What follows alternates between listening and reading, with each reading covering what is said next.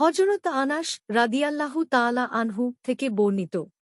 তিনি বলেন, আমি নবী সাল্লাল্লাহু আলাইহি ওয়াসাল্লামের চেয়ে আর কোনো ইমামের পেছনে এত হালকা ও পরিপূর্ণ নামাজ আদায় করিনি।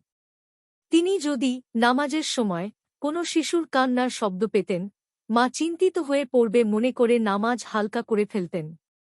বুখারী, মুসলিম। বুখারী ৭০৮, মুসলিম ৪৭০। মিশকাতুল মাসাবিহ ১১২৯। হাদিসের মান সহিহ। এই অধ্যায়টি ইমামের ওপর মুক্তাদিদের অধিকারসমূহের বর্ণনা সম্পর্কে।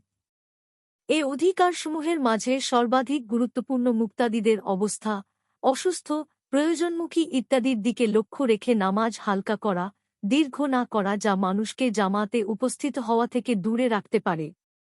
কারী বলেন, ইমামের ওপর মুক্তাদিদের যে বিষয়ে লক্ষ্য রাখা দরকার তা হল নামাজ হালকা করা। লুমাতে তিনি বলেন, জানা উচিত নামাজ হালকা করা ও দীর্ঘতাকে বর্জন করা দ্বারা সুন্নাত, বিরাআত ও তাসবিহ ছেড়ে দেয়া এবং সেগুলো আদায়ের ব্যাপারে অলস্তা করা উদ্দেশ্য না, বরং এ ব্যাপারে যথার্থ পরিমাণের উপর সীমাবদ্ধ থাকা। যেমন নামাজের ক্ষেত্রে মুফাসসাল কিরাআত থেকে যা নির্ধারণ করা হয়েছে সে অনুপাতে সকল প্রকার মুফাসসাল কিরাআতের উপর সীমাবদ্ধ থাকা। ৩ বার তাসবিহ আদায়ের উপর যথেষ্ট মনে করা।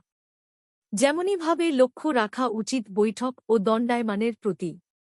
হাদিসসমূহে বর্ণিত নামাজ হালকা করা দ্বারা অধিকাংশ সময় যা উদ্দেশ্য তা হল কিরাআত হালকা করা।